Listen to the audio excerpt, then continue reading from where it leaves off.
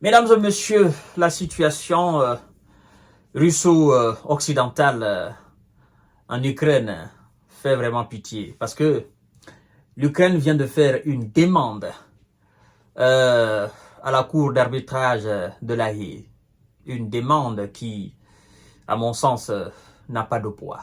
La représentante ukrainienne, Oksana Zolotaryova, c'est très difficile de prononcer ces mots-là pour nous les francophones. Nous qui parlons le français, voilà, et ceux qui parlent même l'anglais. Oksana Zolotaryova a demandé jeudi, à l'occasion d'une audience à La Haye, que l'autorité compétente en matière d'arbitrage contraint la Fédération de Russie à démonter le pont de Kerch, rapporte l'office russe de la BBC, lequel relaie une information du média ukrainien Ukraine Form. Le pont de Kerch, c'est ce pont-là. C'est ce pont géant. C'est disons, cette œuvre architecturale très magnifique. Vous comprenez? C'est ce pont de Crimée, en fait, qui lie la Crimée, péninsule annexée en 2014, au reste de la Russie. C'est des milliards qui ont été dépensés là. Crimée, qui est dorénavant un territoire russe. Crimée, dont l'histoire est vraiment compliquée. D'accord? L'histoire est très compliquée pour ceux qui connaissent cette histoire de Crimée. Parce que la Crimée était avant russe. Crimée a été donnée à l'Ukraine, voilà, par un chef d'État, par un président russe. Et voilà, dans des conditions aussi, je crois bien, c'était une question de récompense au fait. Vous comprenez? Et donc, la plupart des analystes, n'est-ce pas, des experts qui connaissent, des historiens, quand vous leur demandez, vous dites, bon, la Crimée n'a vraiment jamais été ukrainienne. D'accord? Ça, c'est un truc russe. Voilà. Donc, s'ils décident de reprendre cette Crimée, c'est vraiment compliqué.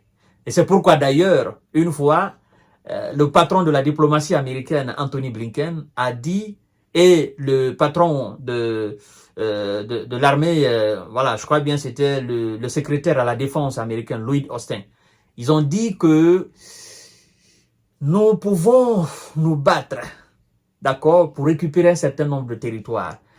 Mais la question de Crimée, ils disent que ça, c'est autre chose. Vous comprenez? C'est autre chose. Voilà. Donc, la dame veut que ce pont soit détruit, que la cour d'arbitrage de la Haye contraigne la Russie à détruire ce pont. Elle dit que ça permet le passage d'un bon nombre de navires des différents pays. Mais nous savons ce pourquoi ils demandent. Parce que ce pont a fait l'objet de plusieurs attaques. Des visas qui, effectivement, aident les Ukrainiens sur le terrain. Mais jusqu'à présent, le pont résiste. Et ça fait quelques bons moments quand même que le pont n'a plus été attaqué parce que la Russie est en profondeur sur le territoire ukrainien. Alors, voici les raisons, mesdames et messieurs, évoquées par la représentante de l'Ukraine au niveau de la cour d'arbitrage de la Haye. Partagez la vidéo dans tous les groupes possibles. Bon, après le mandat d'arrêt contre Vladimir Poutine, qui n'a pas donné le résultat escompté, je me pose bien la question de savoir comment est-ce que la cour d'arbitrage de la Haye va contraindre la Russie à détruire ce pont. Bon, ce n'est qu'une déclaration. On y va. Selon Madame Zolotaryova, la Russie a construit illégalement le pont et doit maintenant le démonter pour garantir le passage par le détroit de Kerch, et ce conformément au droit international.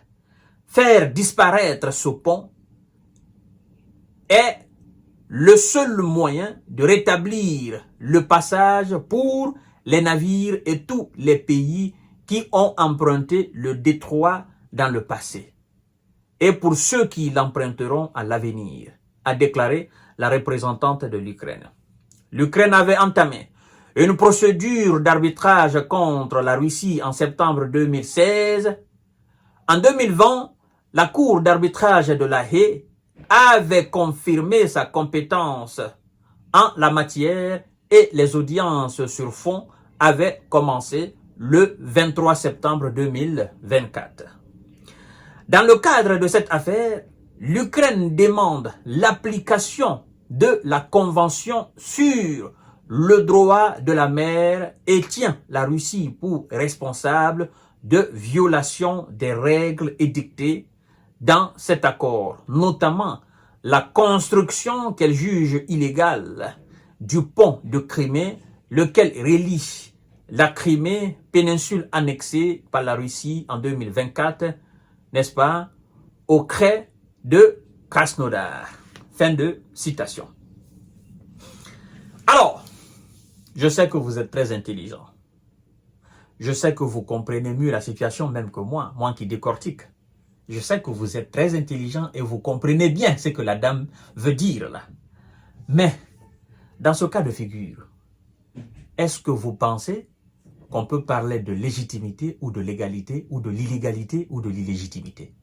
À partir du moment où le droit international n'existe plus, le droit international ne pèse plus, le droit international est considéré comme un papier toilette, est-ce qu'on doit parler de droit international là?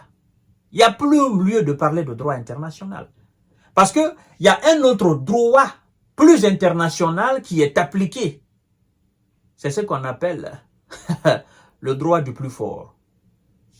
C'est ce qu'on est en train d'assister. Le droit du plus fort.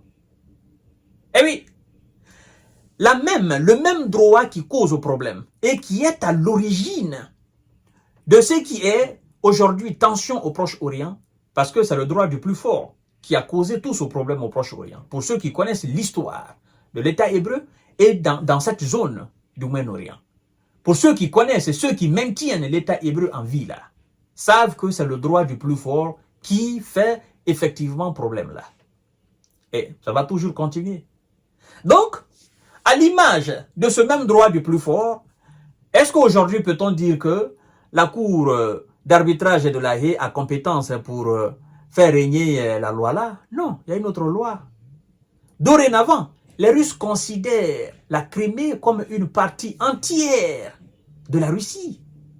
Et donc, il revient aux Russes de juger, dans ce cas de figure, si le pont doit être détruit pour permettre à leurs propres navires et d'autres navires dans leur intérêt de passer, ou de ne pas détruire le pont s'ils estiment que ces intérêts ne leur apportent absolument grande chose. Je crois que la dame a fait une déclaration pour faire une déclaration. Et je crois que cette cour même qui s'est déclarée dans les temps être compétente pour faire régner la loi, cette cour, elle doit comprendre qu'elle est incompétente. Parce que Vladimir n'entend pas de cette oreille tout ce qui se dit au niveau de cette cour-là.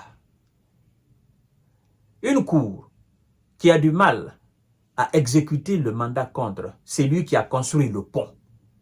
Comment voulez-vous que cette même cour ait la compétence de détruire le pont, de contraindre la même personne au sujet duquel on a décrété un mandat international? C'est pas du vent? Tentative très désespérée au fait. Donc, les gars de M. Zelalem sont en train de passer par tous les moyens, sont en train de faire le tout, pour effectivement mettre un terme à cette situation. Mais, pendant qu'on pense qu'ils sont en train de faire le tout pour le tout, ce qu'ils doivent faire pour ne pas faire le tout, ça, ils ne le font pas. C'est ce qui doit être fait pour éviter de faire le tout pour le tout.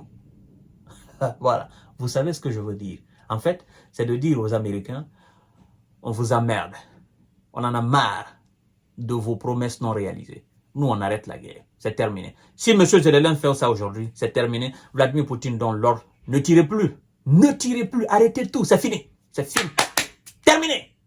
Mais en tant qu'il ne fait pas cela, la question restera toujours la loi du plus fort sur le terrain. Merci beaucoup.